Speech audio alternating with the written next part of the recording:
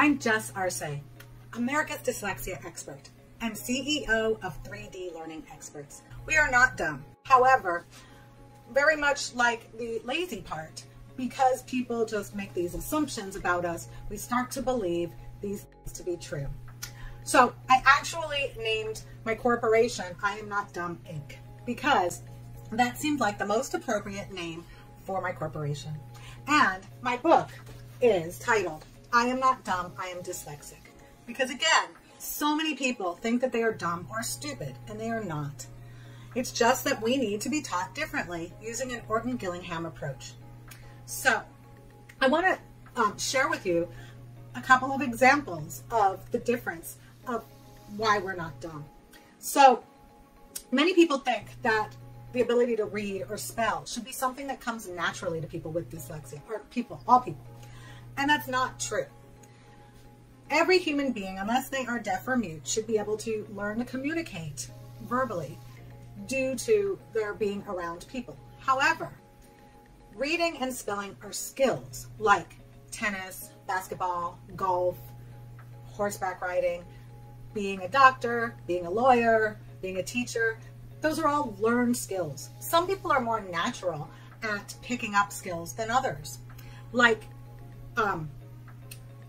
an example I like to give is about basketball. So one of my sons wanted to play basketball, and he was not very good at it. And he was on a team with a friend who was naturally pretty good at playing basketball. So we hired a coach to help my son learn to become a better basketball player. And it helped some. He did become better, but he never became great. Versus the friend got on the basketball court and was a natural at it. He could bounce the ball and throw it into the hoop, no problems. Not my son. My son could hardly ever get the ball into the hoop. However, through the private coaching classes he had, he did learn to dribble the ball and run with it, which was something he couldn't do beforehand either. And he learned the basic skills to get the basketball into the hoop. My point is, some people are born better at things than others. And for dyslexic people, it's very common, especially people with profound or severe dyslexia, that they're going to need extra help to learn how to do things that the average person can do, like read or spell. We provide our students with tools that help make it easier for them to remember. Very often, our students will say, no one ever taught me these rules. Or parents will say, I never learned these rules in school. Well, because your average learner doesn't need these tools and tricks to be able to remember how to read and spell words. But the dyslexic brain is different. And so having these tools and tricks make it really helpful. Some learners will have private tutoring with us and they will improve, but they may not become amazing readers or spellers. However, some students will take those tools and run with it. I had a student a couple of years back who started with us in 2nd grade, and he was reading on a kindergarten reading level, which is about average for our students that we have. Within 2 years, when he was in 4th grade, he was reading on a 7th grade reading level. Now, that's not our average. On average, when students start working with us in 2nd grade and are reading on a kindergarten level, within 2 years, they're reading on grade level. They're still making amazing improvements, right? That's 4 or 5 that's 4 or 5 grade levels. However, this young man was reading on a 7th grade reading level by 4th grade. That is right, 7th grade. He moved up 8 reading levels from a kindergarten reading level to a 7th grade reading level. And at that point, I told his mom that he no longer needed our help. She, at first, was shocked and planned on having him tutor with us till the end. But it didn't make sense for him to continue because he had grasped the understanding of reading and spelling so well that he was well beyond his cognitive abilities in 4th grade. So keep that in mind when you have expectations of your child or yourself for that matter, because reading and spelling are not a natural skill that everyone should have. I mean, think about it. Regular everyday people were not reading a couple of hundred years ago. It was just the emperors and the kings and the religious leaders who were the ones who read. The average everyday people were not expected to know how to read. So our world has changed a great deal over the last, 300 or 400 years.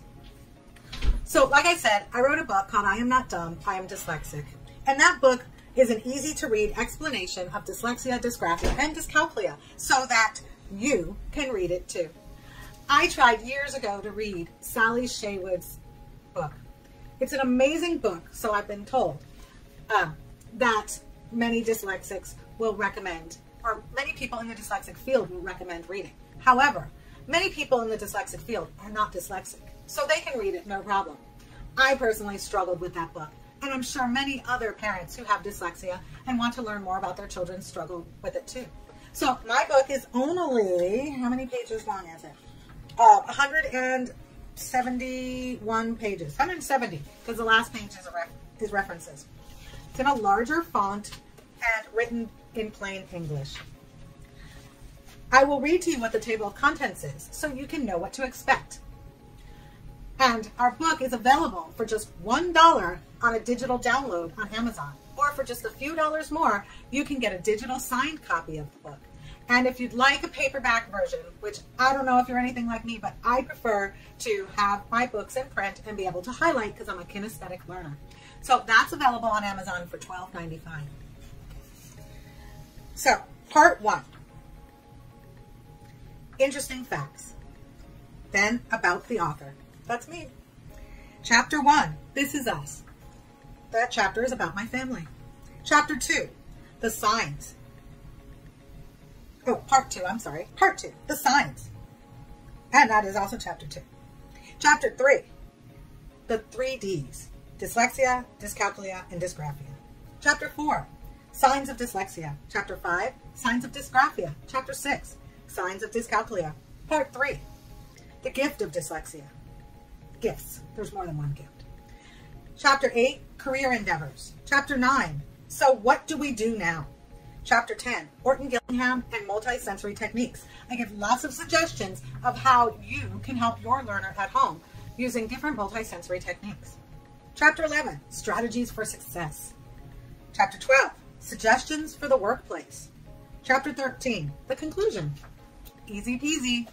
I highly recommend that you pick up my book either on digital download or a hard copy of a paperback version, or both. We also have an audiobook available, and if you're an auditory learner, that's an excellent way to listen to the book, and you can get the digital or the paperback copy and have it as a reference for later.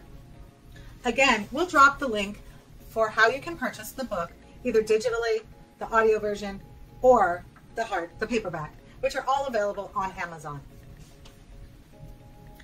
And if any of this resonates with you, I highly recommend that you check out some of our other videos or schedule a consultation call with me, and we can discuss your individual needs and concerns about yourself or your child on a one-on-one call.